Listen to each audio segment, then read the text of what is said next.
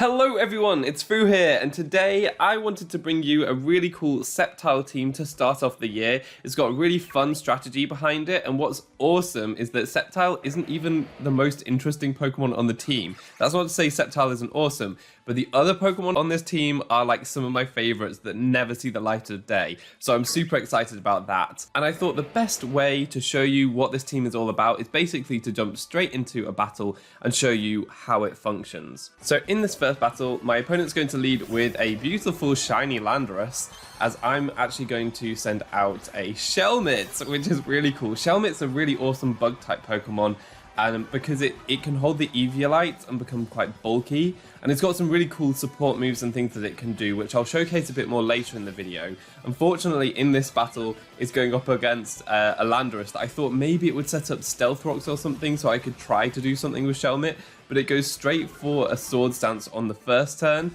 and then on the second turn, things don't look so good for Shelmet because the Landorus decides to Dynamax straight away and go right for a max Airstream, and no amount of Eviolite will be able to save Shelmet from a +2 Landorus max Airstream. So unfortunately Shelmet goes down really early in this battle, and I'm only left with two of my Pokemon staring down a +2 attack, +1 speed Landorus, which is absolutely terrifying.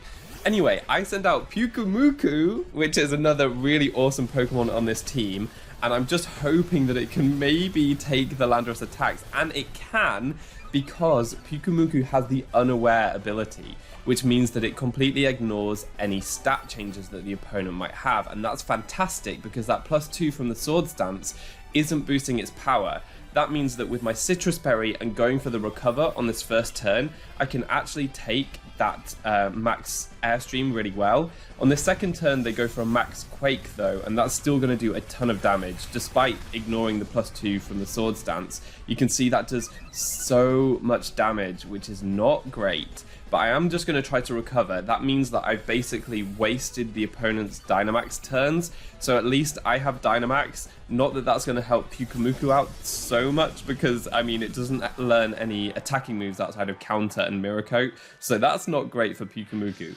My opponent here goes for a Sword Stance. Maybe they thought that I was like a max physically defensive Pyukumuku, and that's why I was taking +2 attacks so well. But actually, I'm specially defensive, and obviously have the Unaware ability. So them going for Sword Stance isn't going to help them out at all. So they go for an Earthquake here, and you can see that that will do considerably less than the max Quake that was coming out, which is great. And I go for a Curse here.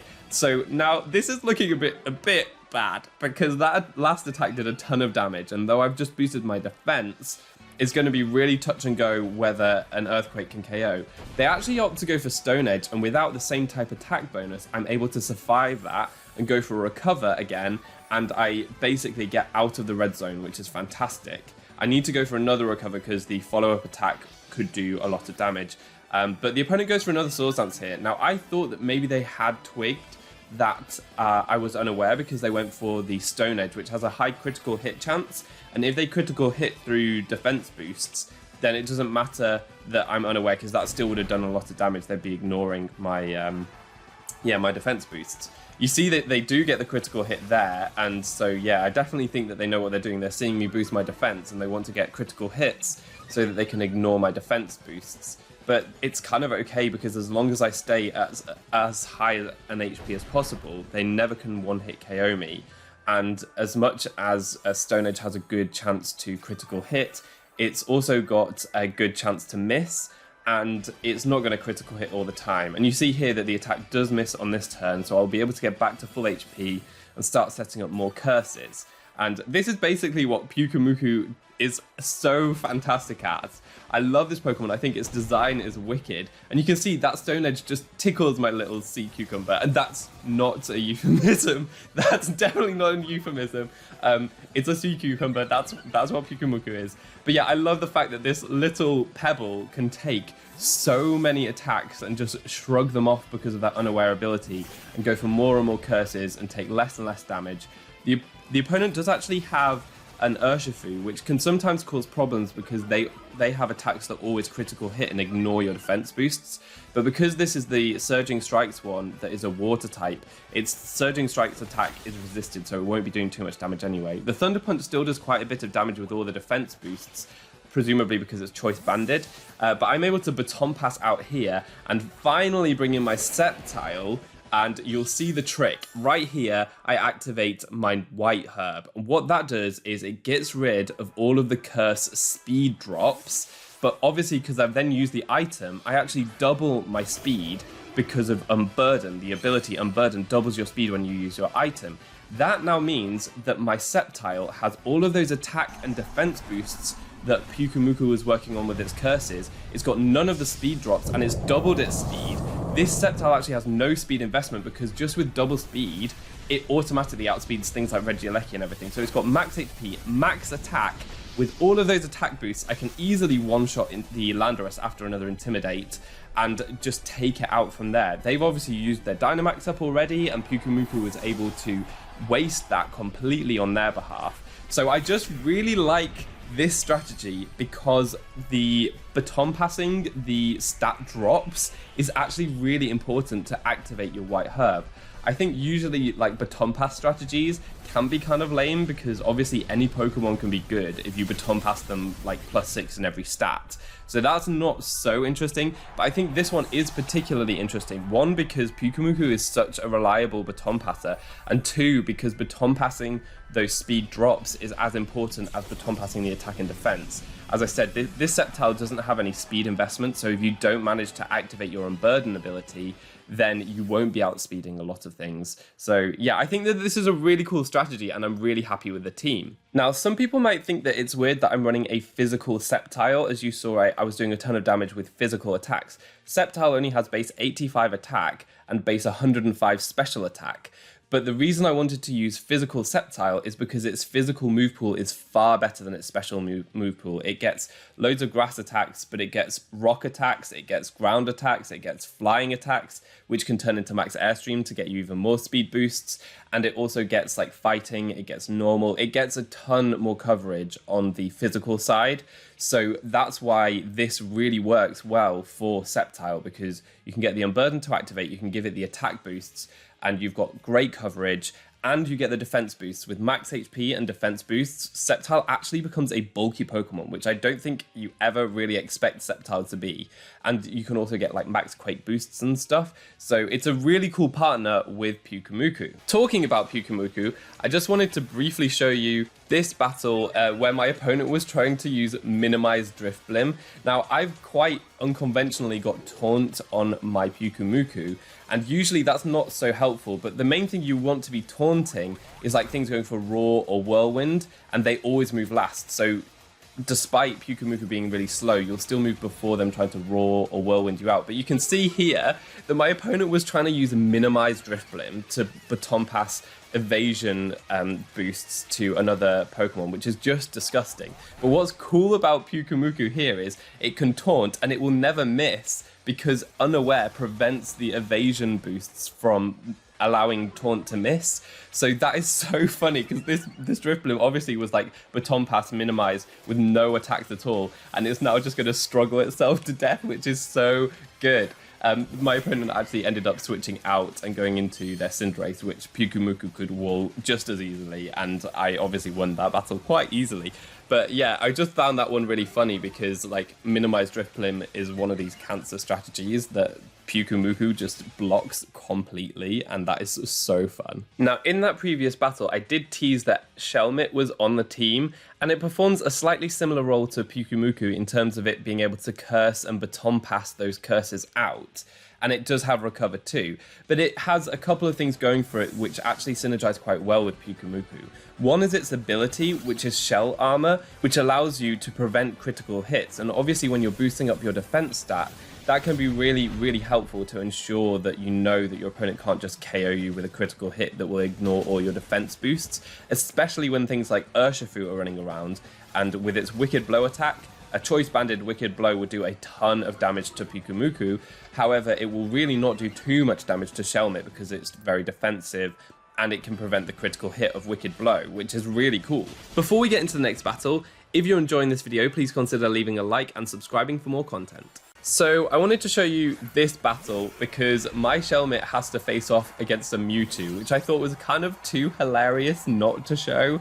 So this was obviously on casual ladder because Mewtwo's not allowed on the official ladder.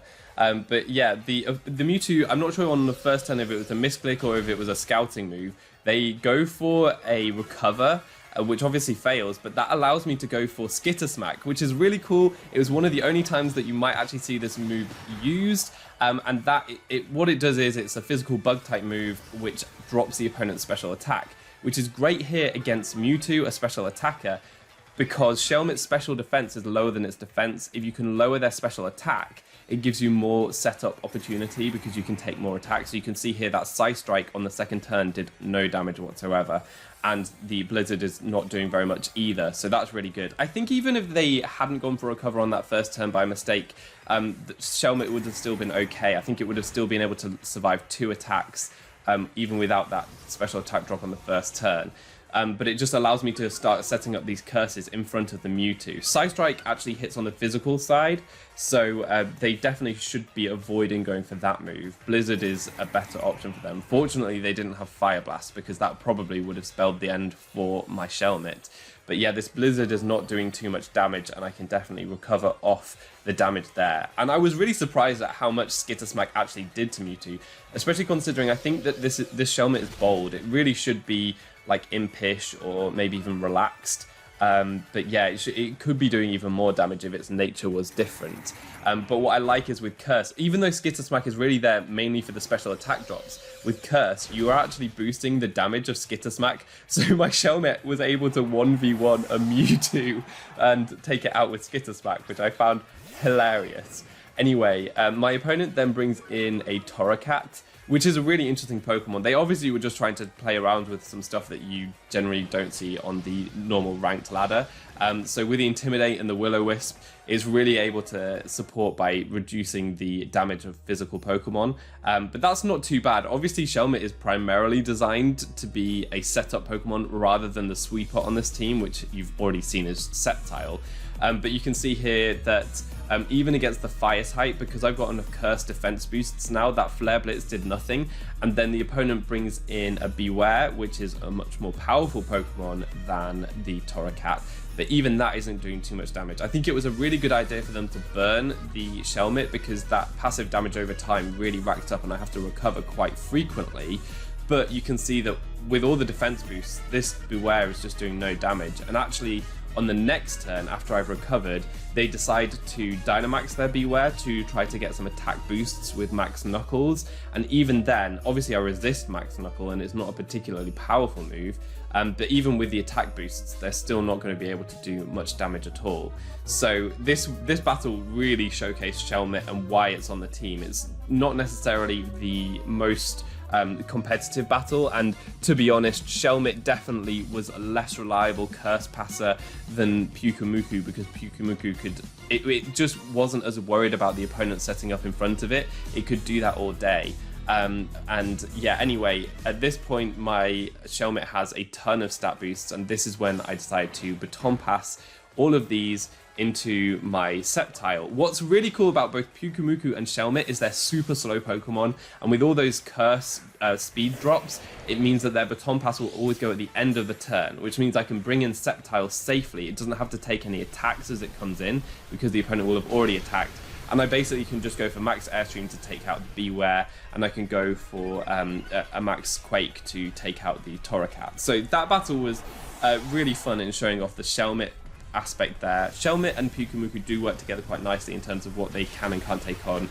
Pyukumuku is specially defensive, so obviously if I'm going up against special attackers, I would prefer to take that. If I see an Urshifu or something that the Shelmet has a better type matchup against with that defense, then I would consider taking that. But generally, Pyukumuku is the more reliable Curse passer. The next battle I want to show you actually features Jolteon, which was something that I was trying. Now, all of the evolutions can learn Curse and Baton Pass, and they also have Wish and Protect. So they're interesting options. Espeon's an interesting one because it gets Magic Bounce, so you don't have to worry about Roar or Whirlwind because Magic Bounce bounces that back, and you won't lose all of your stat boosts if you're using those. But actually, because both Pyukumuku and Shelmet are weak to things like Zapdos, and electric types generally do a lot of damage, I wanted to try Jolteon. And so in testing, I actually tried Jolteon, and this is a battle that I had. So my opponent leads off with their Hippowdon, as I lead off with Jolteon, and I actually just stay in and set up a curse in front of this Hippowdon because I am a relatively bulky Jolteon, and I'm pretty sure after a defense boost I should be able to take one Earthquake, and even with a speed drop I should be able to outspeed the Hippowdon the next turn and then Baton Pass out. So I was trying to do that. I did actually expect them to go for Stealth Rock, and that's what happens here. So they set up their Stealth Rock as I get off a curse for free, which is pretty great.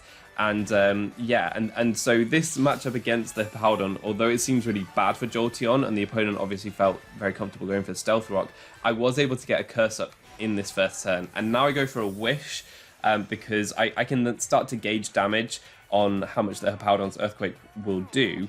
But I wanted to show you this because it's really important to consider the mechanics of Baton Pass. So here they go for a Yawn.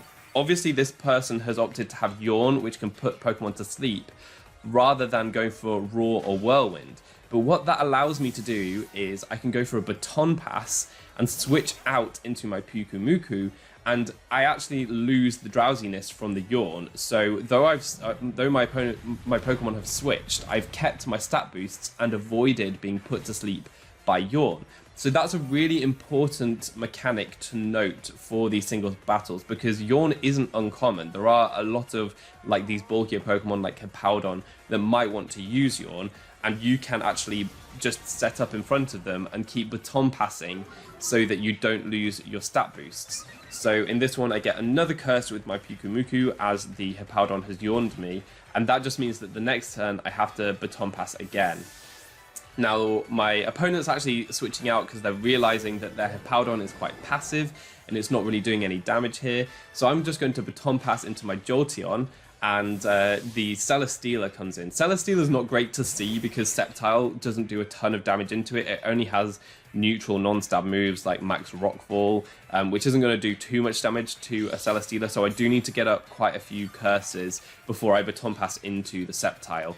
But I can go into Jolteon and go for a curse here. They don't fear an electric type move, which is very wise of them because they've already seen Curse, Baton Pass and Wish. So I could have Thunderbolt as my last, but I do actually have Protect, and they probably guessed that. And here the Celesteela goes for a Leech Seed. So this is another important mechanic to consider for Baton Passing, because I've just shown you that with Yawn, which makes you drowsy and fall asleep the next turn, if you Baton Pass, you can avoid that. However, with Leech Seed, that's not true. So the opponent's going to switch out here. They're going to go back into the Hippowdon. I think they're trying to rack up some of this passive damage with Sand and with Leech Seed, which is a wise play when you're going up against a team like this. Just trying to get that whittle damage on my team.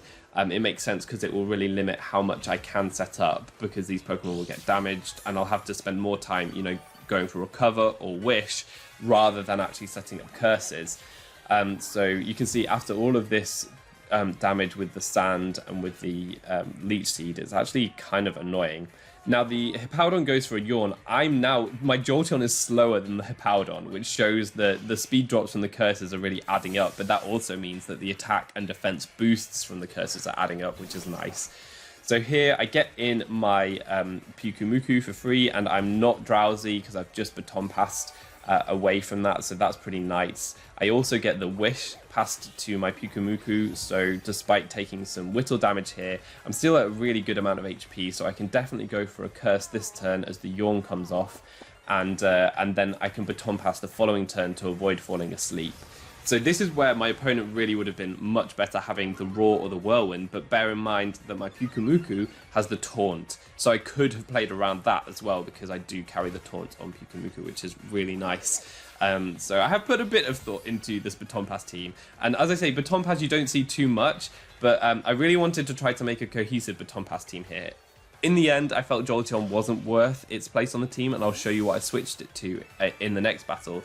But right now, I do pull the trigger, I Baton Pass out into my Sceptile, and I can activate my White Herb, so I'll be faster than everything on their team, and I do get like the chip. But you see, this is a really interesting interaction. Because I've Baton Passed into my Sceptile, I still have the Leech Seed, despite my Sceptile being a grass type. Now, usually grass types are immune to Leech Seed, but if you Baton Pass into a grass type, they still can be sapped by the Leech Seed, which is really interesting, and another mechanic to note if you do want to try a Baton Pass team.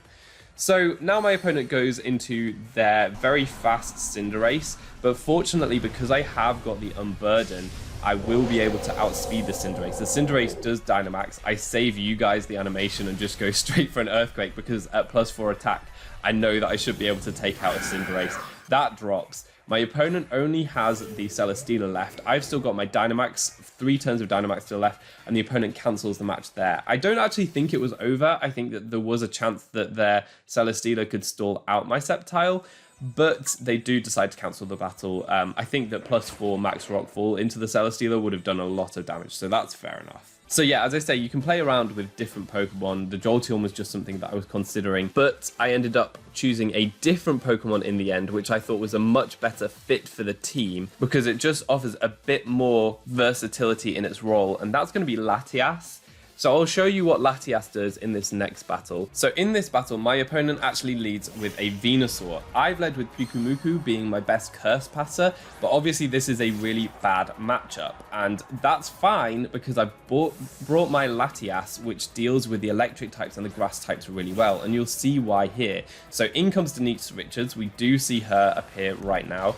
And the Energy Ball comes out, which is not very effective, obviously, and it activates my Maranga Berry, which boosts my special defense. This is so good because it automatically makes me super bulky on the special side, but also it gives me that special defense boost, which I can Baton Pass around completely free. It's just a passive boost that's great for Baton Pass. Not only that, luckily I dodged a Sleep Powder here, and you see that I've actually got stored power on my Latias, which is such great synergy on this team, and with the Maranga Berry. So with the Maranga Berry, after 1 Calm Mind and the +1 special defense from Maranga Berry, stored power is actually base 80 power. Without that Maranga Berry, it would be base 60, which is a lot weaker, and I'm not sure if it would have taken out the Venusaur there. So that's a really good reason to use the Maranga Berry. Another one is right here. You can see that I do actually survive this Dynamax Cannon a lot better than I thought I would. So that's pretty neat. But the other reason is that obviously being able to Baton Pass the special defense to, for example, the Pyukumuku here is really great. The other thing with Latias and the stored power to note is, you know that with the curses, I'm getting the attack and defense boost. Passing those to a stored power Latias is great because you can boost your stored power with your attack and defense boosts. Having defense boosts also means that Latias can, weather the storm a lot better. I've just skipped the battle here because basically Pyukumuku gets all the attack and defense boosts I need to get Sceptile in, and I can take on the Focus Sash Eternatus here. Not something I've seen before, but I mean, at least it gives the opponent another turn of survival. But yeah, my Sceptile finishes off this battle. But just to continue that train of thought, the attack and defense boosts count for the stored power's boosting power.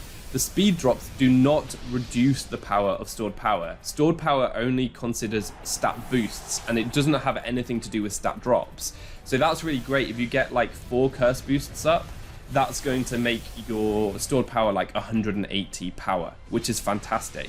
It will make your Latias really slow, so you need to bear that in mind. But that's not so bad because it's such a bulky Pokemon. So it just fits on the team really well. And you can see here, this is just me showing you that I got a ton of Curse boosts and then some more Maranga Berry and Calm Mind boosts, and was able to do tons of damage with stored power. So you can actually also sweep with the Latias, but the fantastic thing about Latias is it also has the Baton Pass, so you can keep that chain going. and have like Latias as a backup sweeper, which is really fun. So that's kind of the team. We've got the Pyukumuku, we've got the Shelmet, we've got the stored power Latias, and obviously we've got the unburdened Sceptile, which is really the star of the show and does all the sweeping for you. I just think that this is a really fun team that a lot of people don't see coming. They see you setting up curses with a Pyukumuku and they're like, well, what are you going to do with that? Even if you baton pass it, you're going to be super slow and I'll be able to take you out or whatever. That's not the case because obviously Sceptile becomes super speedy. If you enjoyed the video, please consider leaving a like and also subscribing to the channel. It would be really cool to try to hit 100,000 this year. And so if you enjoy my videos, please support and subscribe for more. Also check out my Twitter at SJA900. All that's left to be said is I've been Foo, you've been awesome, and hopefully see you next time. Goodbye.